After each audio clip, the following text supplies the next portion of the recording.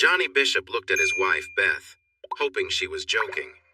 But it was clear she was serious. He asked, "What's going on, Beth?" Beth had just told him about her plans for a week-long trip to Chicago with her boss, Daniel DeWitt. "I know you might be upset, but it won't affect you too much. I just need to do this for myself. I've been working with him for 6 months and we've developed feelings," she said. "And after this trip, you'll still see him at work. He has a family with 3 kids. What about them?" Johnny pressed. "Those are 2 different things. We plan for this to be a one-time event. When I get back, I'll be the same faithful wife," she explained. Johnny shook his head. "You really think I'll believe nothing has happened between you already?" Beth replied firmly. "No, nothing has happened." "What about his wife?" "That's not your concern. He needs to handle that. Her name is Margaret, right? Their youngest is about 6. Leave her out of this, Johnny. I think he's lying to her. I have a feeling you might be feeding me excuses, too." She looked away and said, "Johnny, I need to do this for closure. Please don't make it harder. I never liked that guy. Now I can't stand him. I might have to take further steps and his family will be impacted too. Johnny, think twice. They have power. My law firm can silence this. Who do you think you are? You've put our marriage at risk. This isn't finished." With that, Johnny turned and left the room. Beth quickly picked up her phone and called Dan. "This didn't go well. We might need to do something." Dan responded sharply. "I told you to keep it quiet. You might have ruined everything. He's going to be surprised. Let's not make things worse. It's not his fault." "I'll take care of it my way," he said before ending the call. Beth felt regret wash over her. She needed to find Johnny, so she hurried up the stairs. The bedroom door was open, but he was gone. His work computer and briefcase were missing, and she heard his motorcycle start. Rushing to the window, she saw him ride off, waving goodbye in a way that felt dismissive. Sitting on the bed, she let a few tears fall.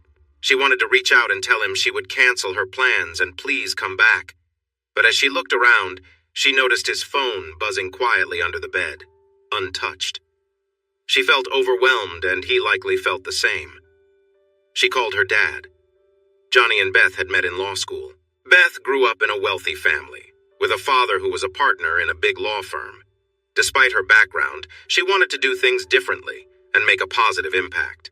She was an attractive woman, tall with blonde hair and blue eyes, always drawing attention. During high school and college, many people admired her, including those who were sporty and some who had different interests. As her senior year approached, she realized that going to a top law school might not happen. She decided to focus more on her studies, worked hard, and got accepted into Lorando School of Law in Virginia. On her first day, she met Johnny. He sat next to her in the orientation class. At first, he seemed quite ordinary. 5'9", slim, with short brown hair and matching eyes, but he had a friendly smile and a nice, warm voice. After the class, he asked if she wanted to get coffee, and she said yes. They talked for a long time over lattes, sharing stories about their lives.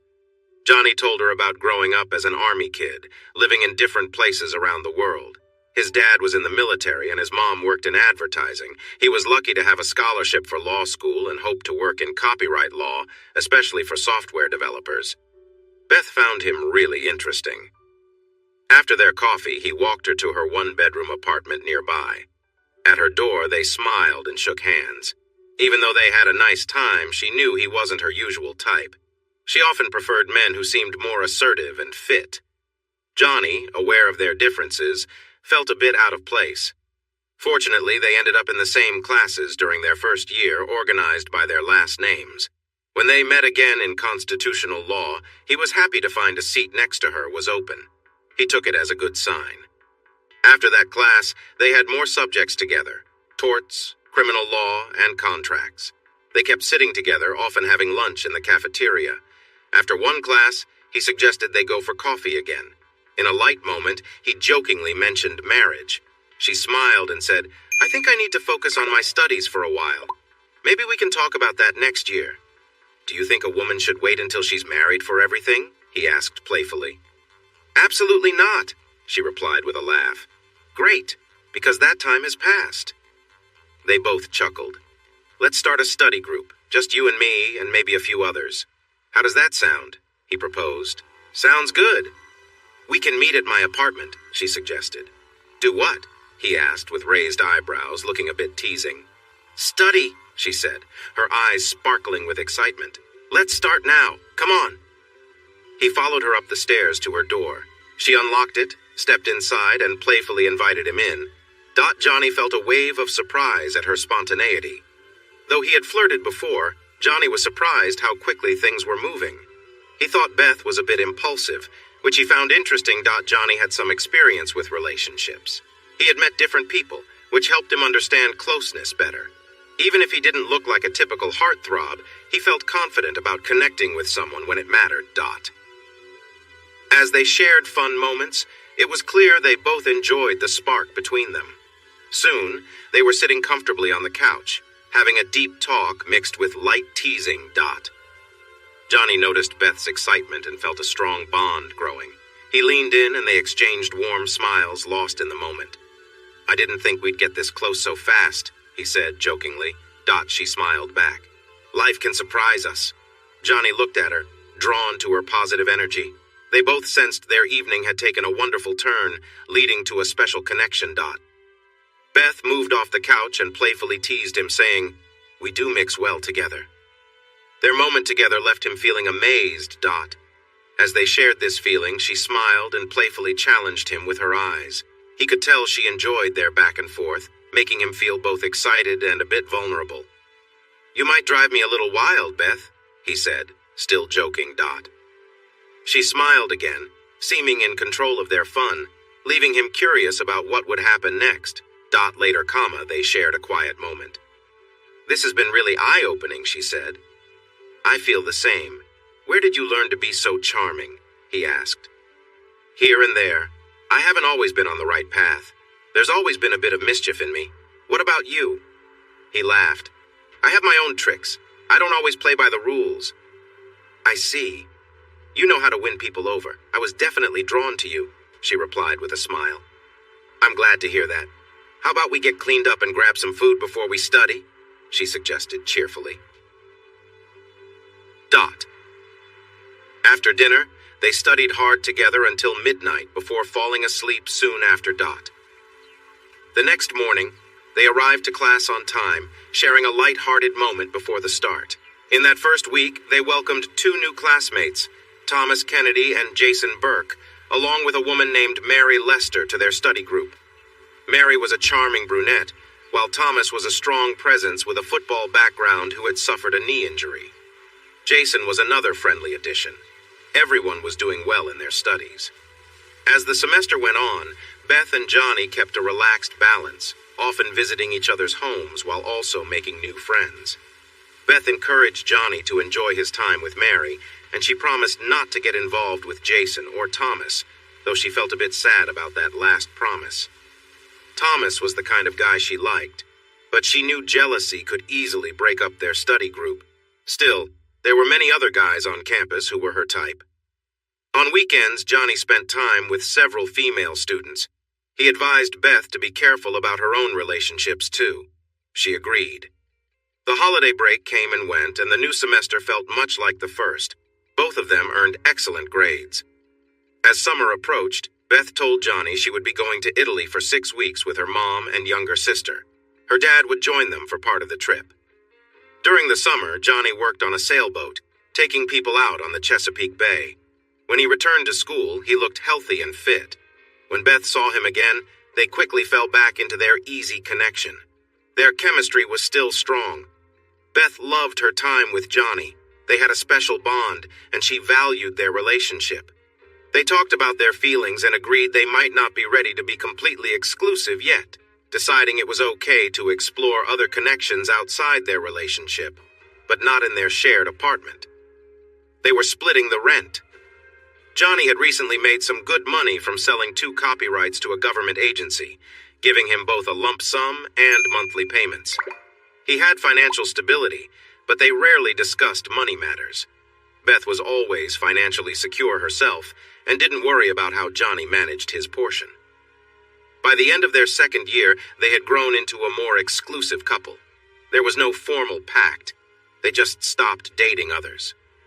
That summer, instead of going abroad with her mother, Beth and Johnny decided to spend 6 weeks at a resort in West Virginia, sharing the costs. The resort had a lot of activities like horseback riding, tennis, golf, and a big pool. Beth admired Johnny's athletic skills. He seemed to excel in everything he tried, though he remained humble about it. One day, after Johnny did well in tennis, Beth invited him to go hiking. She said, "Remember when you said we could talk about our future when I was ready? Well, I'm ready to chat about it now." He smiled and replied, "We can start planning when we get back." In her excitement, she hugged him tightly. Their 3rd year of law school flew by, and they got married a month after graduation. Her family wanted a big celebration. They had their ceremony at an Episcopal church in D.C., followed by a reception at a hotel in Bethesda. Johnny had the chance to meet many people, including lawyers and some well-known politicians. At first, Johnny's parents felt a bit overwhelmed by all of it. His dad, Hank, who had been in the Army, adjusted quickly, while his mom, Esther, thought it was a unique experience but stayed supportive. After some time, Johnny wrote a thank you note to his mom, thanking her for her patience during some difficult moments. When she got it, she showed it to Hank, and they both had a good laugh. Hank was very fond of his new daughter-in-law, but Esther had some worries. She shared her thoughts with Johnny when he told her about the marriage. Johnny understood her concerns but was sure about his choice, promising her that if things didn't go well, he would notice in time to make changes. Despite her good intentions, Beth went to work for her father's firm. Johnny rented a small office near D.C. to start his own practice.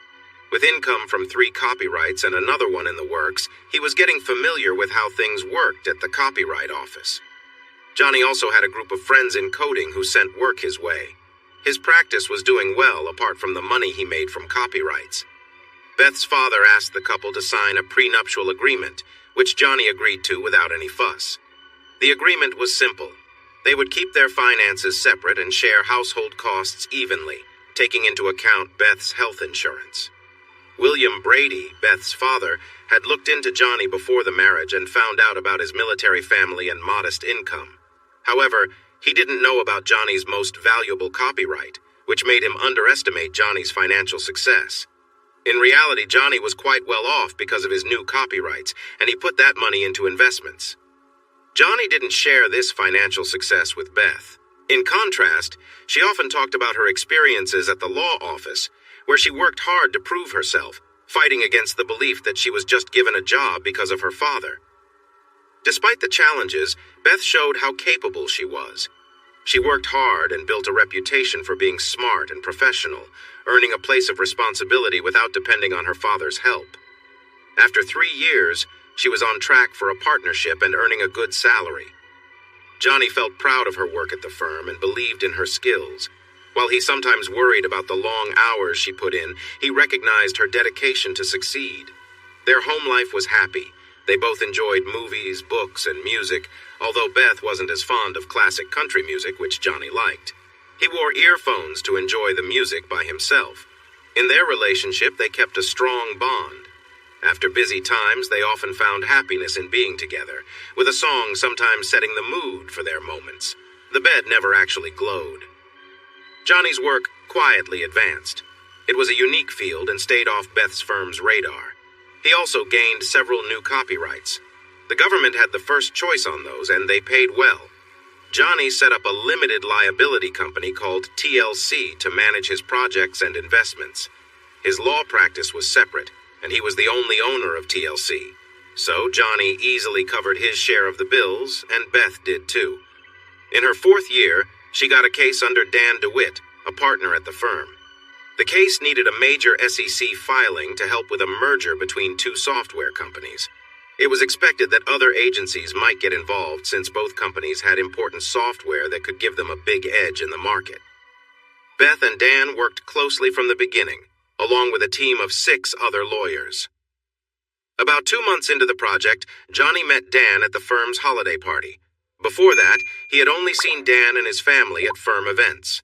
Now, he and Beth sat at a table with Dan and his wife Margie. Dan was 43 and Margie was 35. They had 3 kids, a boy and 2 girls, aged 10, 8, and 6. Margie shared pictures of each child and of them playing together. Johnny liked Margie a lot. She was of average height with bright red hair, a warm smile, and a friendly spirit.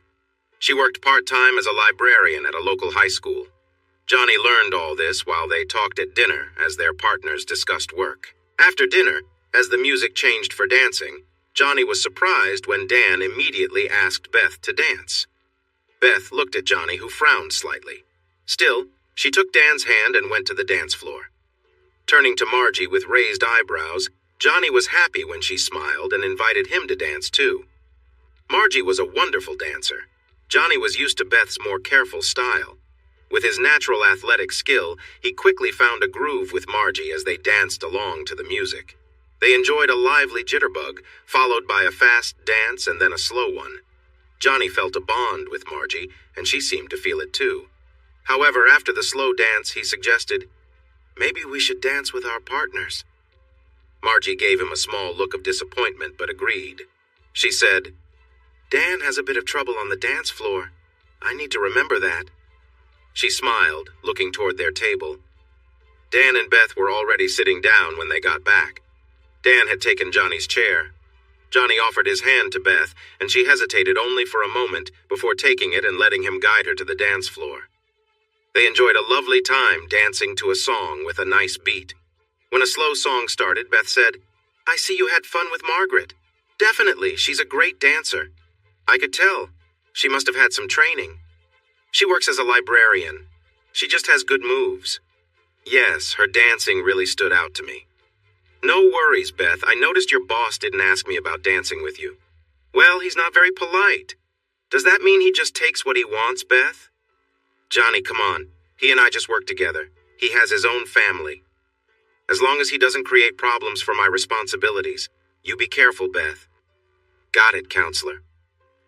The rest of the night went well, but Johnny felt something wasn't right. Over the next few months, Johnny paid closer attention to what Beth said about her work and their talks at home.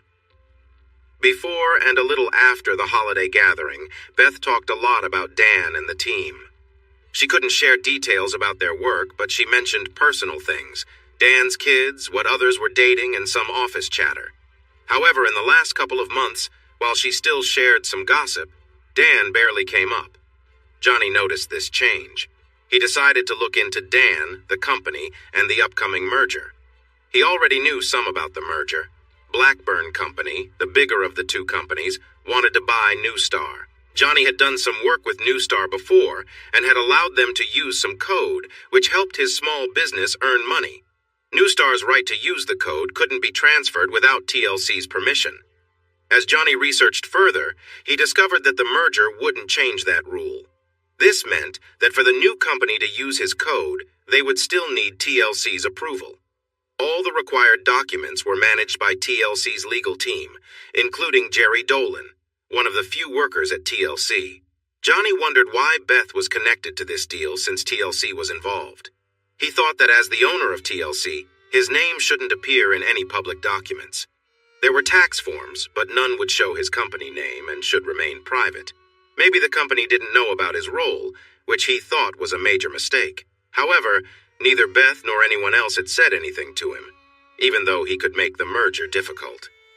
Johnny had a security firm look into Beth's law firm, Carrington and Brady, focusing on the team managing the merger and the main partners, including William Brady, Beth's father. He received a report with information from casual chats with staff and their families, along with general observations at the firm. Nothing stood out too much, except for the fact that Beth and Dan DeWitt often went to lunch together, usually without any other colleagues. "DeWitt here. I wanted to talk to you about Beth," he said. Johnny felt a bit worried. "What about her?" he asked, trying to keep his voice calm. There was a short pause before DeWitt replied, "I think we should go over her upcoming work plans. It's important for both of us to stay clear on things." Johnny raised an eyebrow, sensing something was off. "Clear? What do you mean?" "I mean that there are plans in progress, and we need to make sure we are on the same page. I want to avoid any mix-ups," DeWitt said casually, but with a hint of seriousness. "Okay, I'll make sure to keep the lines open," Johnny said, feeling cautious about the talk, but trying to stay professional.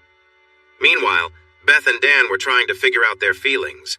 Their connection was strong, but they both understood the complications it brought to their lives.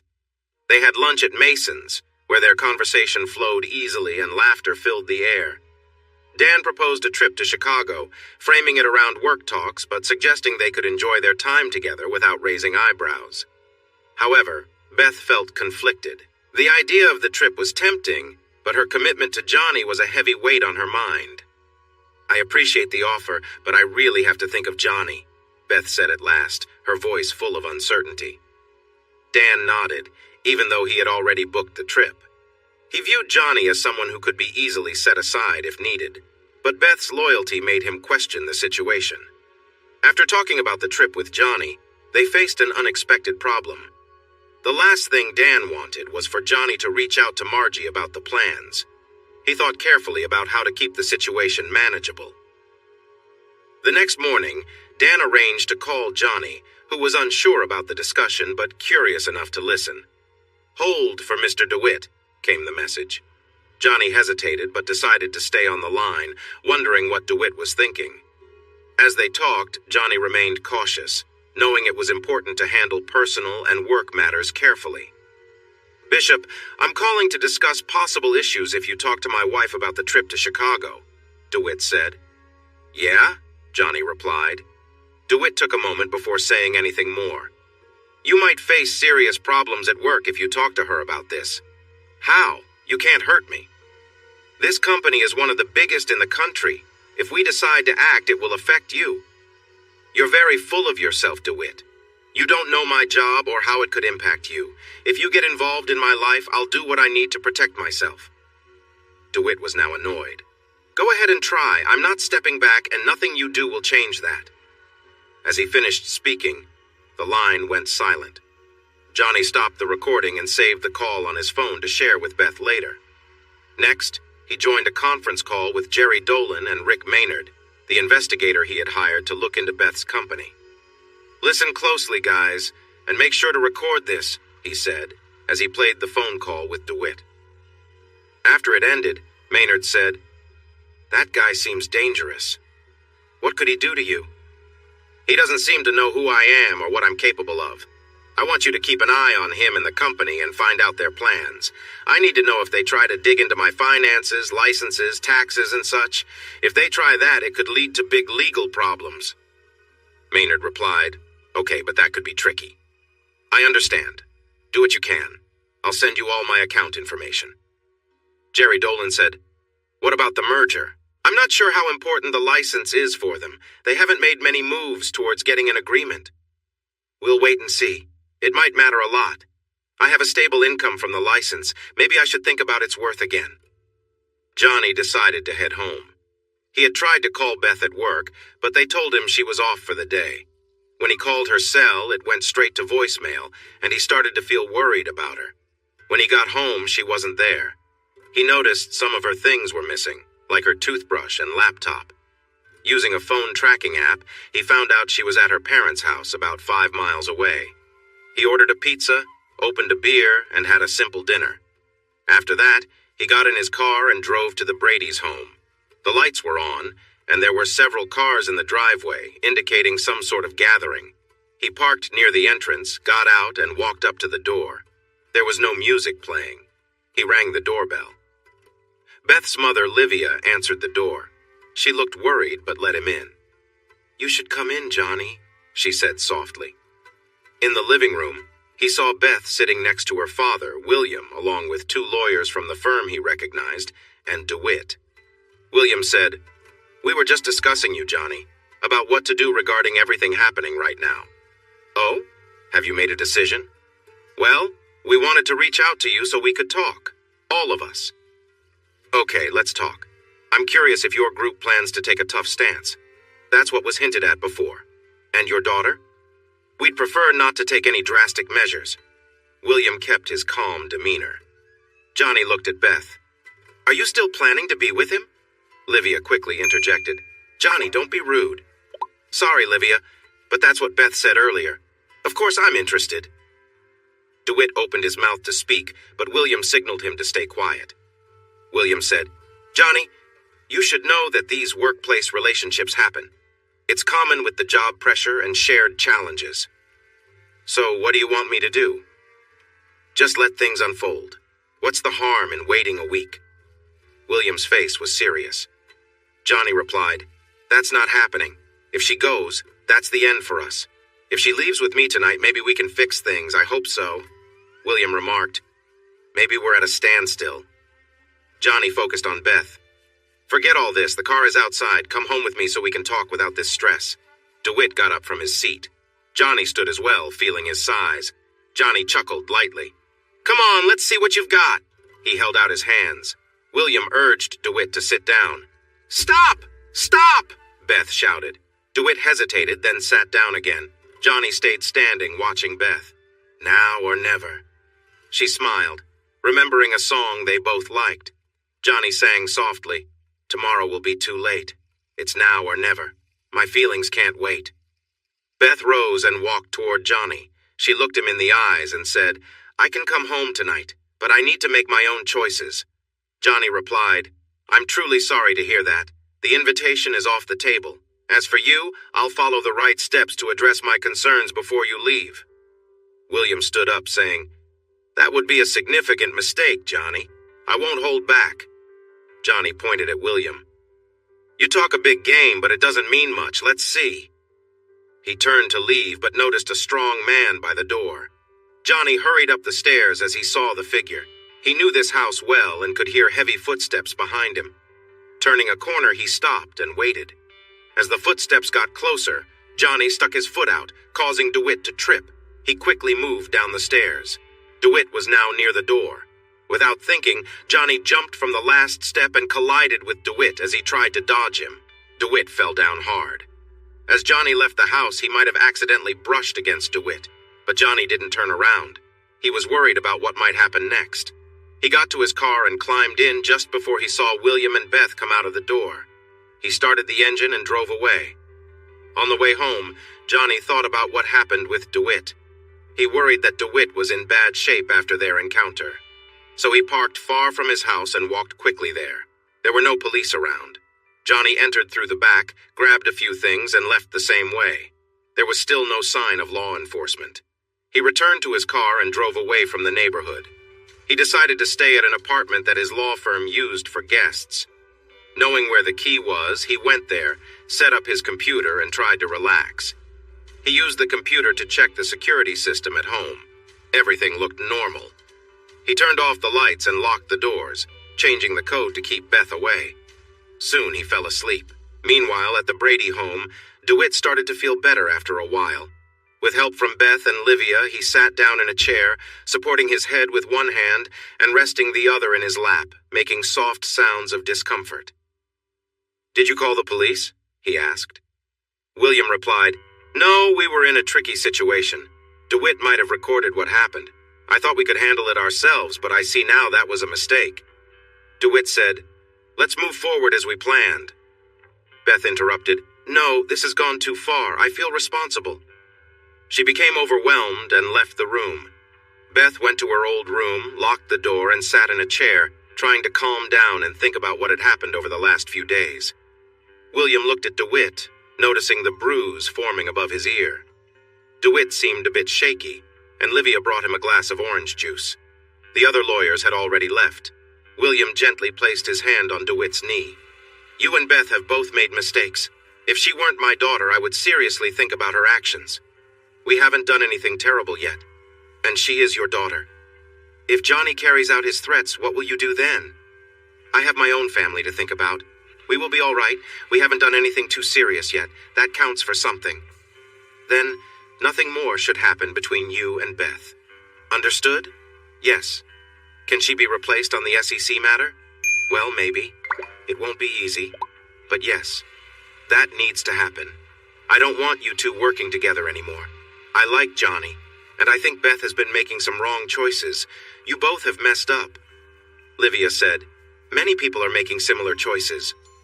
That brought the conversation to a pause. She looked at William. She stood up and left the room. DeWitt said, I see you haven't kept things to yourself, especially with Julia and the others. That's not your business, Dan. William replied, looking uneasy. DeWitt got to his feet. He swayed slightly, but then steadied himself. Walking around helped him feel more in control. He turned to Brady and said, "I think I should talk to Beth." "Don't do that. What good will it bring?" "You and the others have these little chats. It's part of the job. I haven't done much of that thinking it was risky. But my connection with Beth is different. We click.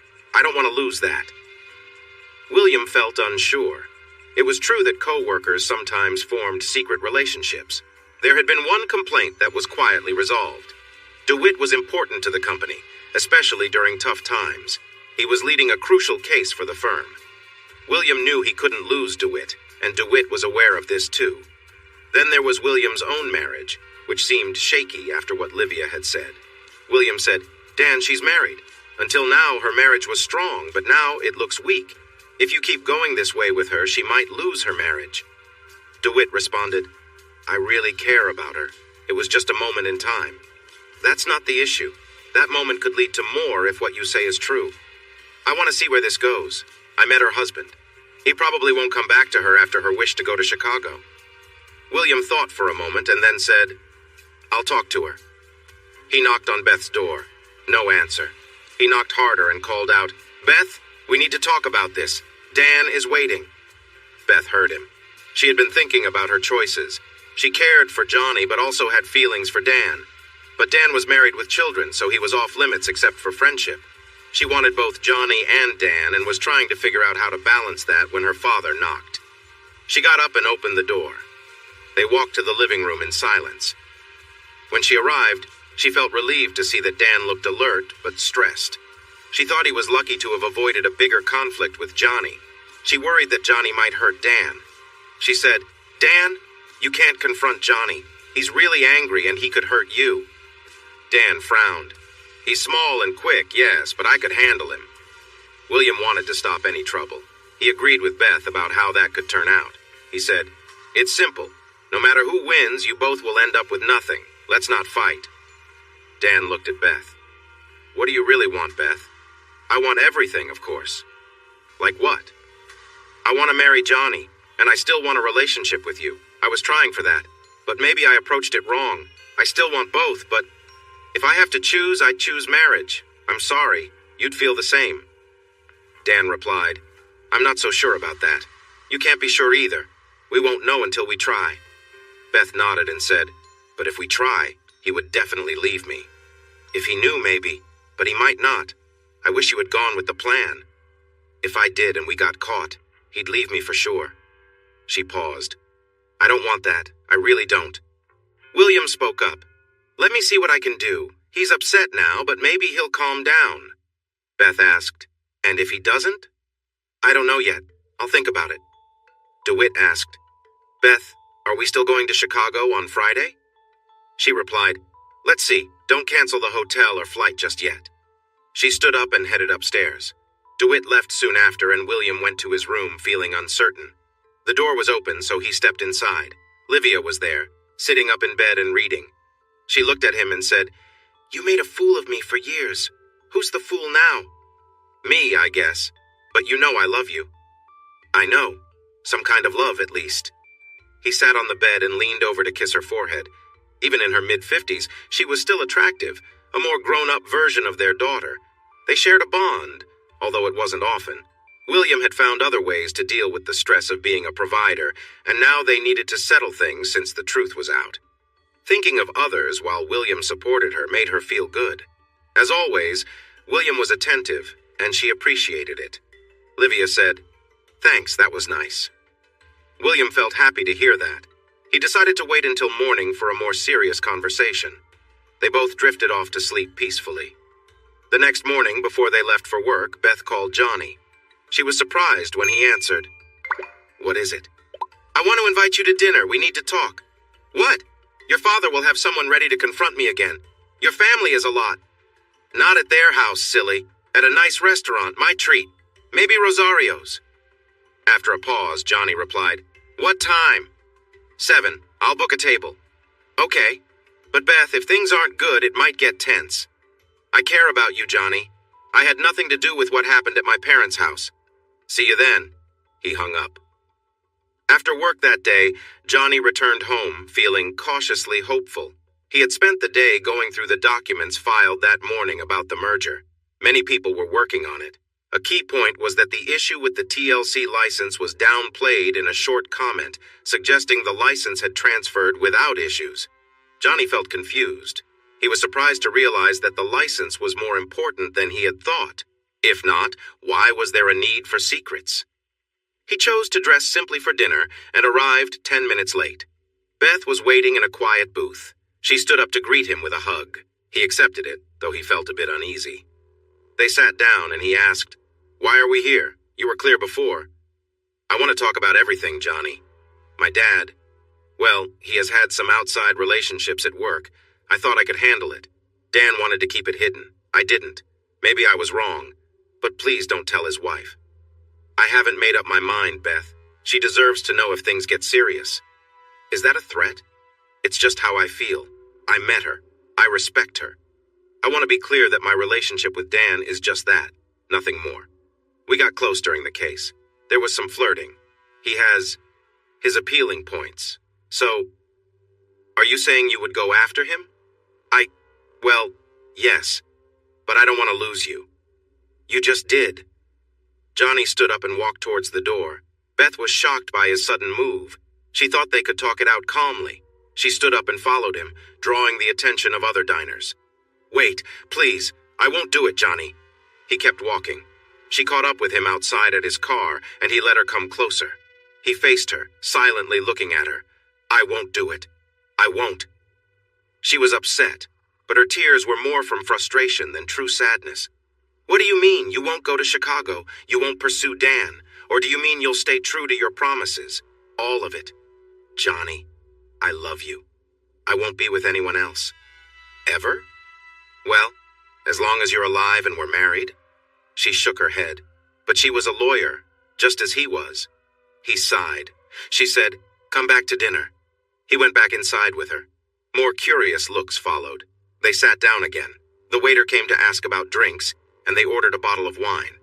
They sat in silence until their orders arrived. Then Beth asked, "Why is this so important to you? That my wife stays faithful? Doesn't run off with another man? Do I really need to explain? You could have your fun too, that would be fair." "Maybe I should ask Dan about his wife, see if he would like that." "You wouldn't." "Oh, if you can be with him, why can't I talk to his wife? She seems nice and fun." Beth felt cornered. She realized Johnny could charm Margie. She had seen them together at the holiday party. I don't think he would. He probably wouldn't agree to that. They have kids. Oh, so that's what matters. Kids? Once a wife has kids, she can't be free. But you can? No! I didn't mean that. She was frustrated. She was the successful lawyer. But Johnny had put Beth in a tough spot. He said, "You big-time lawyers think you can do anything. Your dad has affairs. It's common for people like him. So you want to do the same?" "No. Well, maybe I did get a bit too confident." She looked down, then said, "Can we go back to normal now?" "I doubt it. Are you working with him?" "Yes, if there's a case after the filing. And there will be. I worked with him for 6 months. I like him, but I can keep my distance." "But would you, Beth?"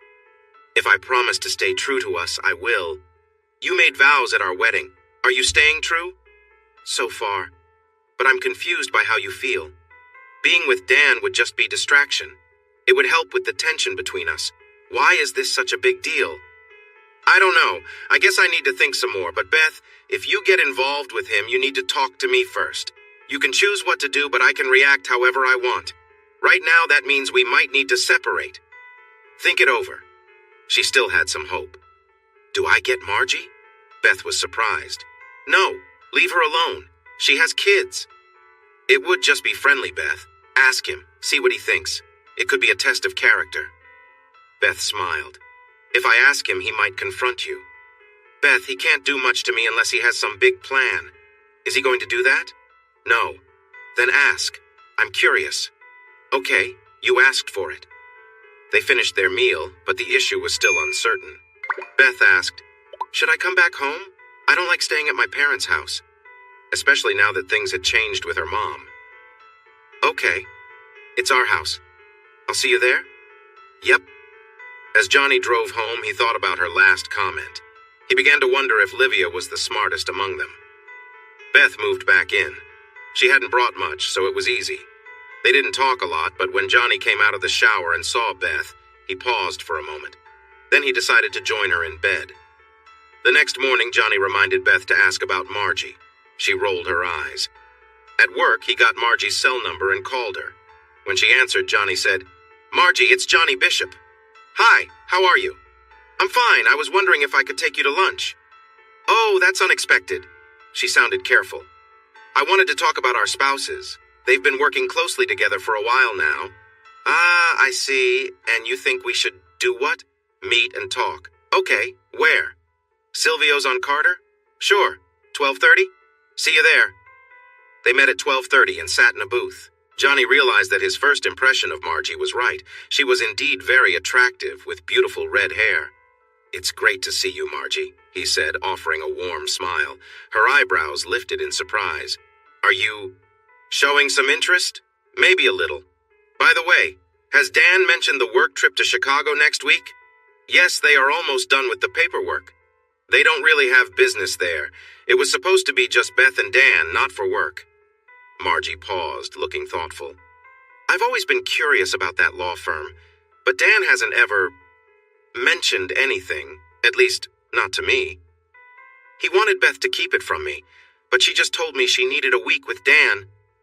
Margie's eyes glistened with unshed tears. "We have kids. He's a good father when he's around." Beth thinks their connection is just a way to cope with the stress from work. I don't believe that. I don't either. There have been some warnings made by Dan and William. I'm not okay with that. If they try something risky, I'll handle it. What warnings? They wanted me to keep this from you, but I thought you should know. Thanks. I appreciate it. She smiled softly. Johnny smiled back, and they both felt an unexpected bond. It was strong and immediate. Wow. Margie sighed almost dreamily. Johnny said, "I told Beth that if she ran off with Dan, I'd come after you." "I told her to share that with Dan." Margie chuckled lightly. "He won't be happy about that." "And you?" "I think I would be okay with it, but it would really shake up my life." "Why? It's just a situation." "It wouldn't be just that, Johnny." She looked at him intently.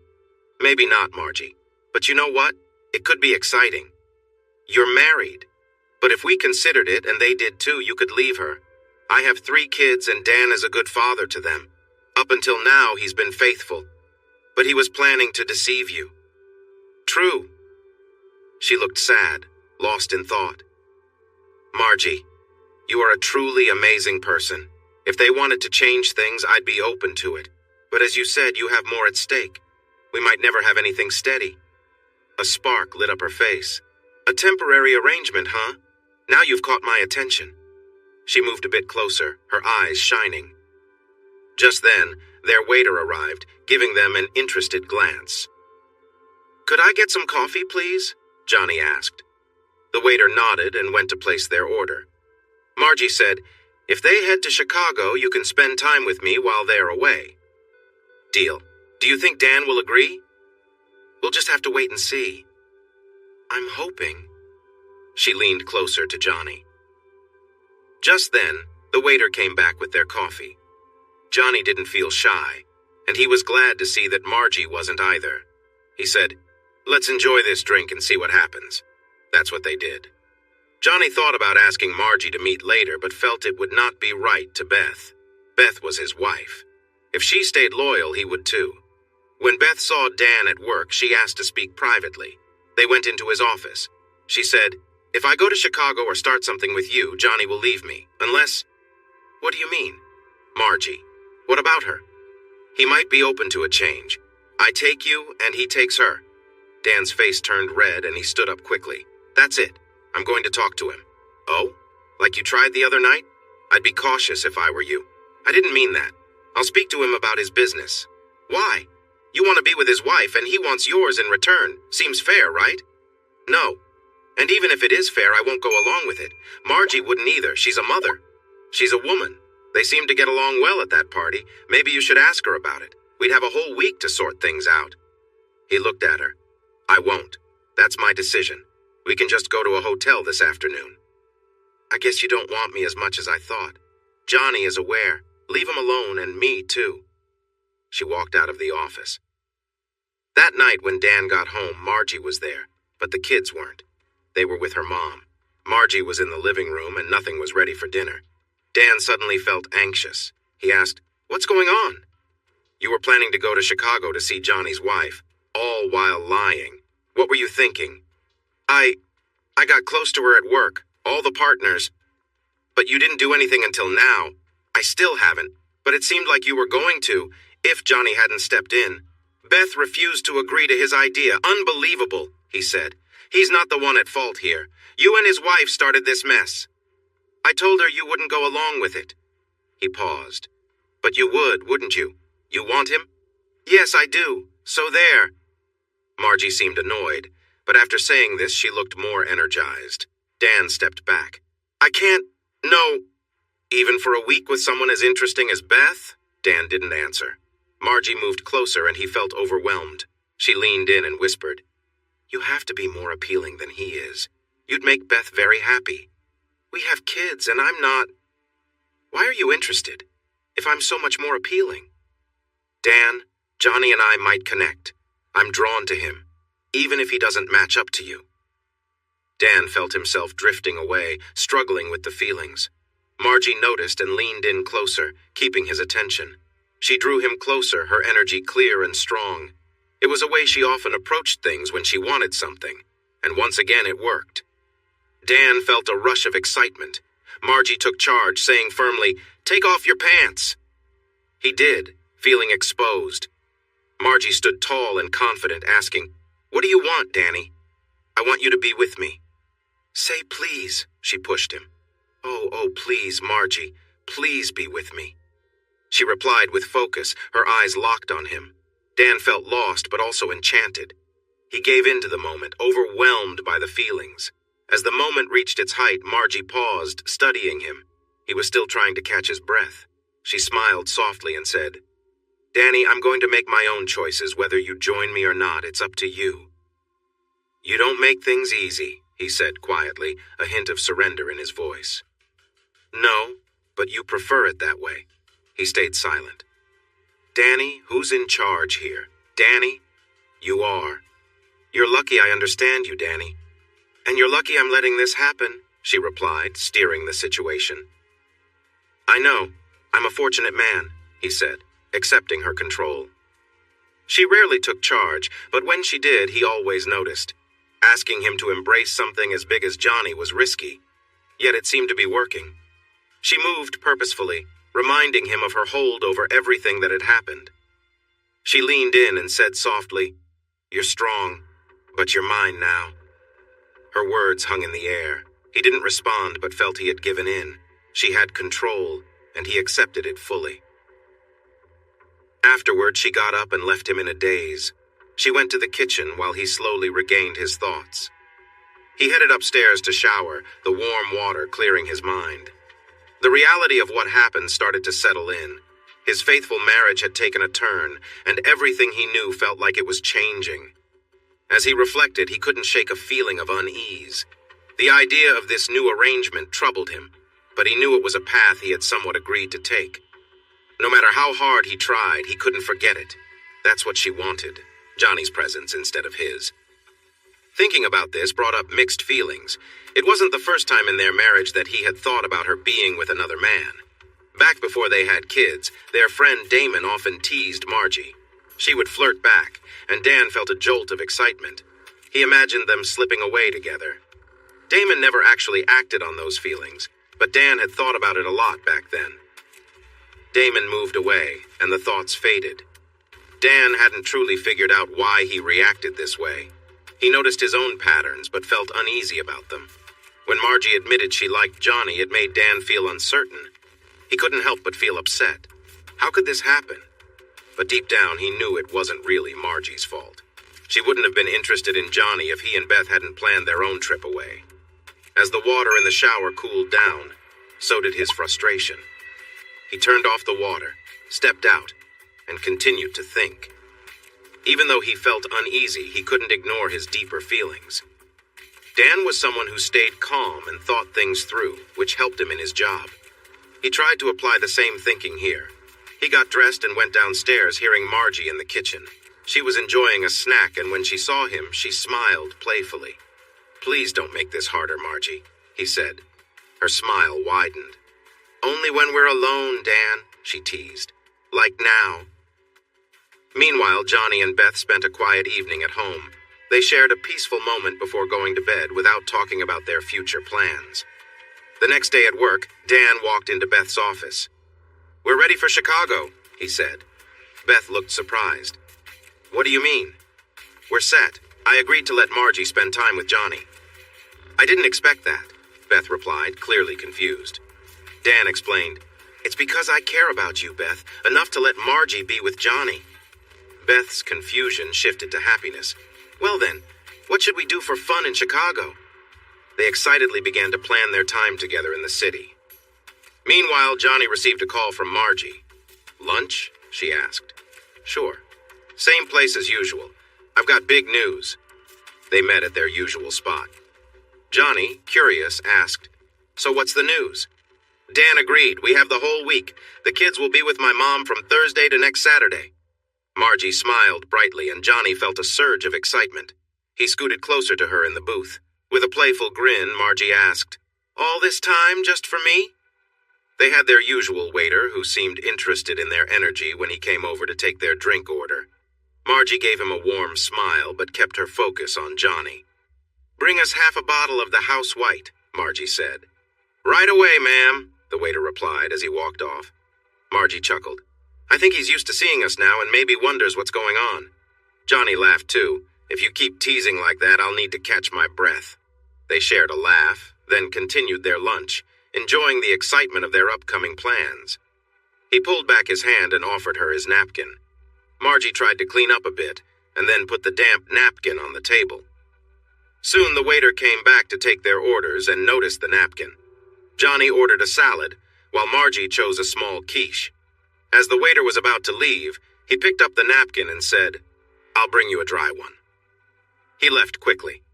Johnny thought he saw the waiter inspecting the napkin as he went through the kitchen door. The two of them enjoyed their meal without any more secretive gestures. They talked about their week, mostly deciding whose house to visit on which day. Johnny said, "I think we should stay at both homes." Margie laughed. "You're being cheeky, Johnny." "That's true, my friend, very true." Just 2 days until their plans began. On Wednesday evening, Johnny and Beth talked about everything. Beth felt unsure about what they were planning. She said, "Johnny, you won't start liking this woman, will you?" "I don't think so. She's older and has kids, but I do find her interesting." "I know. Oh, I know. You'll have your special time for a week. That should help. It's just, I want you to know that I love you. When this is over, if we go ahead with it, I'm afraid things will change between us. Can we say we are the same now? You just told me you were going to be with another man. I'm sorry for that. I was wrong. But then you turned it all around. You're going to leave her very happy and share that happiness everywhere." They both laughed for a while before Beth playfully leaned in closer. On Friday morning, Johnny dropped Beth off at Dan and Margie's home. He watched her get into Dan's car, and he and Margie waved goodbye. Once the car was out of sight, Margie took Johnny's hand and led him inside, up the stairs and into the master bedroom. She turned to him, and they shared a meaningful moment. Margie felt a mix of excitement and nervousness, as she hadn't been in such a personal space with someone new since her marriage to Dan 12 years ago. Yet she felt happy and at ease. Johnny seemed strong and confident. They embraced warmly, and Margie felt a wave of relief and connection. Johnny took Margie to the bed, and as they spent time together, their bond grew. They shared fun and tender moments, enjoying each other's company. Margie felt a burst of feelings and a sense of freedom she hadn't known in years. As the time went on, they remained close, sharing a comforting connection that felt both fresh and familiar. It was a special experience for both of them, marking an important change in their lives. Eventually, they lay side by side, savoring the warmth of their connection. Margie smiled at Johnny, her eyes shining with happiness. "That felt amazing," she said, clearly happy about the experience. Johnny nodded, feeling the same way, and they shared a light moment, thinking about their time together. Later, they went to the kitchen. Margie warmed up some hot dogs while Johnny prepared Campari tomatoes. They enjoyed sharing a meal, chatting and laughing together. They ate slowly, looking at each other. Margie thought that a week wouldn't be enough. "I want to see every room. Well, not the kids' rooms," she said. They didn't leave the house that day. They took turns showering, had dinner, and watched NewsHour. But mostly they enjoyed each other's company, becoming closer as the day went on. When midnight came, they went to sleep. On Saturday morning, they showered together and had a fun moment before deciding to wash up again. Johnny was tired, and so was Margie. They thought about going out for lunch and a hike in a nearby park. Lunch was at a nice little restaurant on the way. Simple burgers and fries with Pepsi. The hike was easy and relaxed, with no rush. That Saturday night, Johnny took Margie out dancing. The place was far enough away that they didn't worry about being seen. They both felt lively with the music. When they got to her house late, they went into the dining room eager to keep the fun going. They moved together with music playing softly. Margie enjoyed the joy of the moment and the unexpected surprise of it all. Afterward, they showered, cuddled, and went to sleep. Margie dreamed sweetly about their adventures in nature. On Sunday morning, she told Johnny about her dream. She wore a simple dress and sandals, while Johnny chose gym shorts and a t-shirt. They walked to a quiet part of the local park while church was happening nearby. They found a peaceful spot behind a small shed and some trees, taking in the soft sounds of the church music. Margie leaned against the shed, feeling easy and relaxed. Johnny joined her and they shared laughter and smiles, enjoying the moment together. After a while, they walked past the church. An older woman stood at the entrance, watching them for a moment before smiling and giving a playful gesture. Johnny chuckled, while Margie felt a bit shy. But the woman laughed along with Johnny. "I wonder where she was to see us," Johnny said. Margie replied, "I'm curious about what I'll dream about tonight." Later, Johnny and Margie shared a thrilling moment together. As they spent time together, Margie felt a rush of emotions, both excited and a bit overwhelmed by their strong connection. On Monday, they moved to Johnny's house after visiting all the rooms in Margie's home. With Johnny's neighbors nearby, they had to be a bit more careful.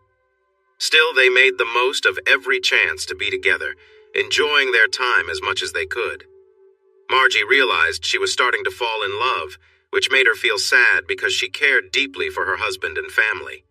She also knew that Johnny had his own commitments. On Thursday evening, they went out dancing and had a great time. They ended up spending the night at Margie's house since their spouses were coming back the next day. Meanwhile, in Chicago, Beth and Dan had arrived on Friday and checked into their hotel. After unpacking, they decided to freshen up and go for dinner. They shared a brief, sweet moment in the shower.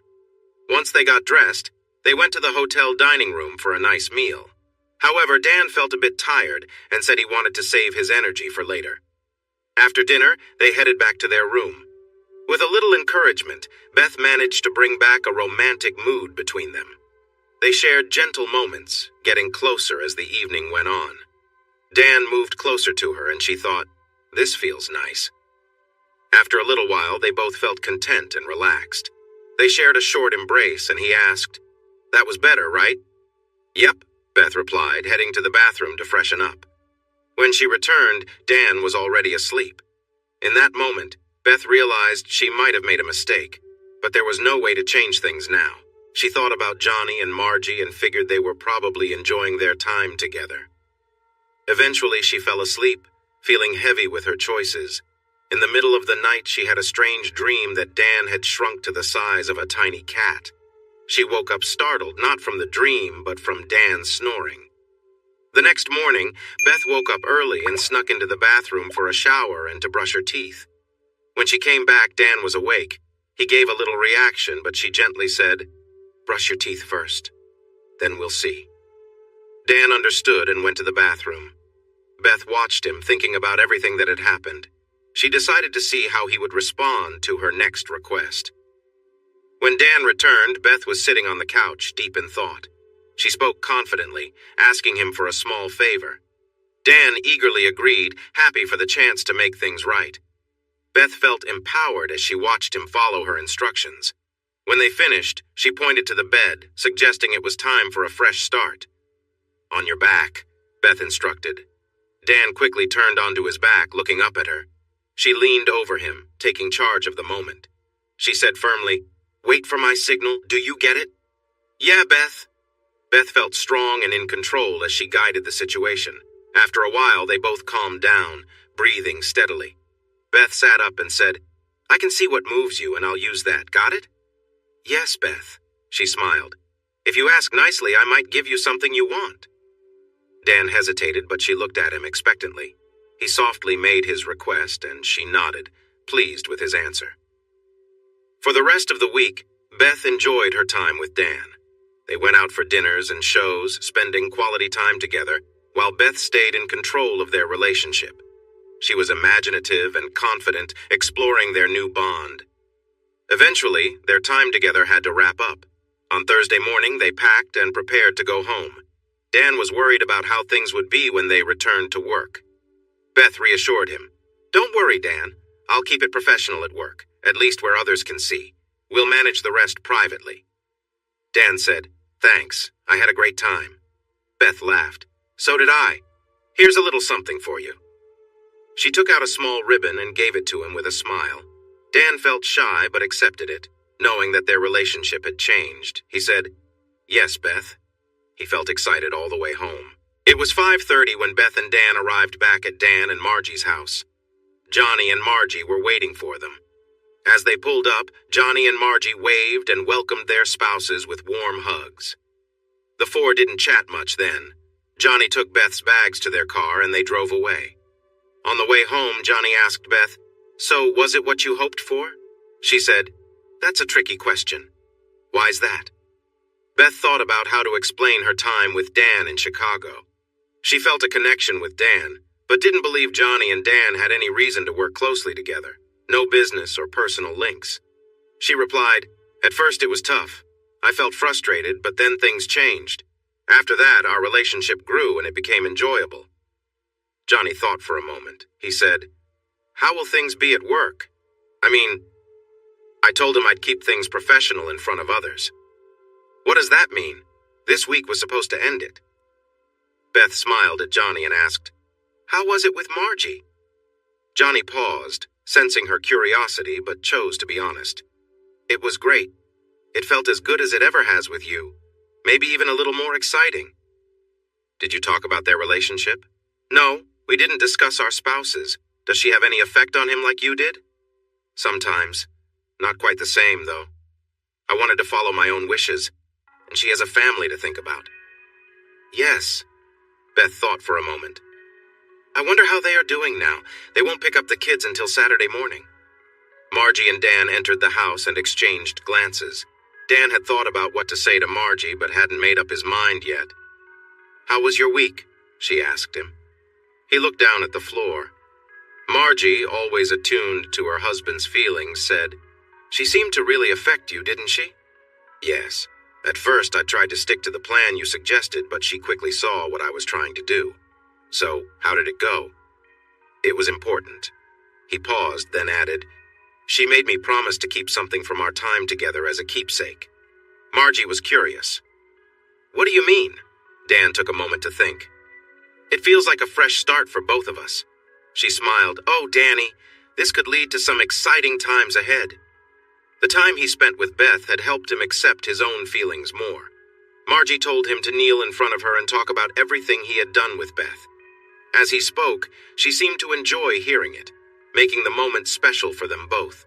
Afterward, she invited him to come closer, cherishing the connection between them. Even without any special plans, the moment felt lively and fun for her. She took him upstairs, where they both shared more joyful moments together. After a while, she started to tease him playfully, reminding him that she was in charge. He responded happily, fully engaged, while she continued to enjoy their time together. She mentioned her past experiences with Johnny, reminding him of their shared memories, which sparked his interest. Then she went to freshen up, telling him to stay where he was. When she returned, she gave him a task, showing her authority. He followed her instructions without any hesitation. When Johnny and Beth came home, she asked him if he still wanted to be with Margie. He said yes, but shared his worries, showing concern for her well-being. Though she was a bit upset, she accepted this part of their arrangement.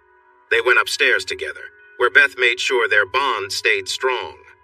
Later in the weekend, they all had a great time together, with Margie and Dan taking their kids out, while the evenings were filled with Margie solidifying her role in their connection. On Monday morning, Margie sent him off to work, reminding him of their relationship.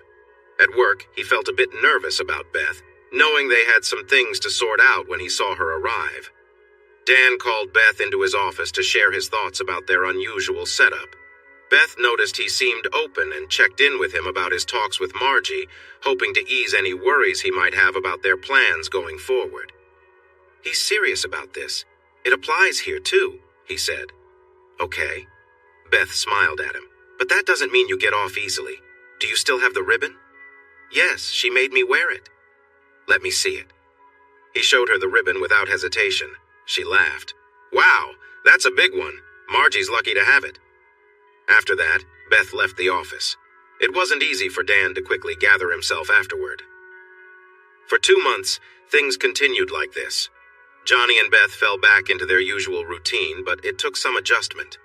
They both felt a bit uncertain about each other, as Beth had her own wishes. But gradually, things started to feel more stable. At work, Beth kept some distance from Dan.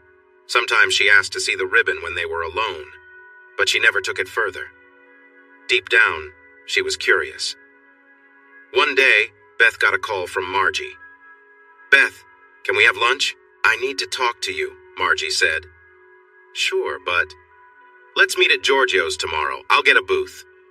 They ended the call. That night, Beth shared the lunch plan with Johnny. He was interested and glad she told him. The next day at 1 o'clock, Beth and Margie sat together in a private booth at the restaurant. They both opted for salads and bread, skipping any drinks. After they placed their orders, Beth looked at Margie. "I want to see Johnny again every so often," Margie said. "I think about him. I know I can't have him completely, but..." Beth responded cautiously. "We're just starting to return to normal after everything that happened. I'm not sure I can. You don't have to be with Dan. You can if you want, but it's not necessary." Beth thought about this. It was her suggestion that had led to this whole situation. "I'll think about it. I'll talk to Johnny." "Okay. Just so you know, with Dan... it feels different now. He doesn't just meet my needs. I need to feel a sense of ownership. You made him someone who serves. I value him, but it's changed." "That's a big change." "Definitely, but Johnny won't let me be with Dan again. But I might consider you. We'll see." That was how they left things after finishing their meals. Later that evening, Beth spoke to Johnny about Margie's idea. Johnny said firmly that he wouldn't agree to a swap. "What about just one night with Margie? No swap. I feel like I owe you," Beth offered. He said he would think about it. Beth was sure he'd agree in the end. The next day was important at Beth's law firm, with a meeting set up between the merger team and the owner of TLC regarding the license. No one knew who owned the company. Johnny was eager for the meeting. He had a plan that suggested raising the fee for the license a lot. At 10 o'clock, Dan, Beth, another lawyer, and a paralegal waited in the large conference room for the unknown owner of TLC. A knock came at the door, and a secretary brought in Jerry Dolan and Johnny. Beth was surprised, and Dan quickly stood up. Johnny greeted them with a friendly, "How are you all?" Jerry said, "I think we all know each other." Beth put her head down on the table. Dan sat back down. Johnny continued, "I'm sorry for surprising you like this. At first I thought your firm wasn't doing well, but then I understood that you had no way of knowing who I was. So I decided to wait." He turned to Beth and said, "I couldn't talk to you without putting your role at risk, so I held back. Now I see what the license means for you, and I have the advantage." Beth asked, "Why would you do this, Johnny?" He answered, "You know I had to stay quiet, but now I'm ready to speak." He glanced at Dan, too. Jerry said, "I have the proposal ready." He handed out papers to the 3 lawyers and the paralegal, who was a pleasant young woman. Dolan noticed this detail. Beth was the first to start reading. Dan and another lawyer named William followed. Beth looked up first and said to Johnny, "You're going to do well here." Johnny replied, "I could do even better, but as you probably see, I'm already quite successful." Dan asked, "Is this a formal offer?" Johnny responded, "Almost. There's one thing we need to talk about, Dan. Can we find a private room?" The secretary was called, and Dan and Johnny went into a small room down the hall. Dan asked, "What's this about? If it's personal..." "It is. I'm open to a deal that is good for everyone, but I want to talk to your wife." Dan was shocked and paused. He remembered their last conversation, and his face grew warm with feelings. Johnny said, "You tried to involve yourself in my life. We both know how that turned out. But Margie and I have a connection now. I want to meet her once a month on the first Saturday." Dan replied, "She won't agree to that." Johnny smiled. "I think she will. It won't really change your marriage, just one night a month." "Do I get to discuss this with Beth?" "No, that option is gone. I can't agree to that." "Not permanently, Dan. And based on what I know about you, I believe you might think about it once you consider the possibilities. Imagine her coming home to you after a weekend away, feeling happy and refreshed. What fun she could have with you," someone said. "That's not your business," Dan replied. Usually he kept work and personal life separate, but that wasn't easy now. He explained, "It's like I'm letting you decide for her. She's not just a tool. If she says no, that's fine. You're just agreeing not to get in the way if she chooses yes. You're allowing her to make her decision, and it might not be as bad as you think. You could even get used to it," Johnny said with a knowing smile. Dan felt defeated. He looked away, unable to face Johnny. "I agree," he said quietly. The 2 men returned to the conference room where they signed the papers. Another agreement, unspoken but heavy, lingered in Dan's mind. Johnny and Beth left the meeting together. Johnny had arrived with Jerry Dolan, and Beth drove him back to their place. During the ride, Beth asked about the side meeting. She was no longer angry about the surprise. She had thought about it and found some reason in Johnny's words. Still, she was curious. "Johnny, what did you and Dan talk about?" she asked. "Margie," he answered. "Oh, well, I did say you had some freedom. I assume you'll use it," she replied. "Yes, the first Saturday of every month." "No, he agreed to that. Yes, he's pretty open to it. But I didn't agree to anything long-term. I know Beth, and trust me, I wouldn't want to lose you, but Margie and I have a connection. Maybe there's room for both of you." Beth looked at him in disbelief. "You're impossible." Johnny parked the car in the driveway and turned to her. "Maybe someday." She sat quietly thinking about everything. Johnny watched her as she considered it. He took her hand and led her inside. It took some time, but eventually she agreed. And so, an unusual arrangement began. It lasted for over a year, even through Beth's pregnancy. For the last few months, Johnny and Margie continued without Beth's involvement. Once Elizabeth was born, Beth worked hard to get back to herself. By that time, she and Margie had become friends. At first, Dan was uneasy about it all, but when Margie came home that first time, she made an impression he could never forget. After that, he was more accepting. As for Livia and William had to make some compromises to keep their marriage on good terms and avoid a messy separation. Thanks for watching this video. Don't forget to subscribe to Infidelity Plus to stay updated with more captivating tales of infidelity and payback. Turn on notifications so you're the first to see our latest content.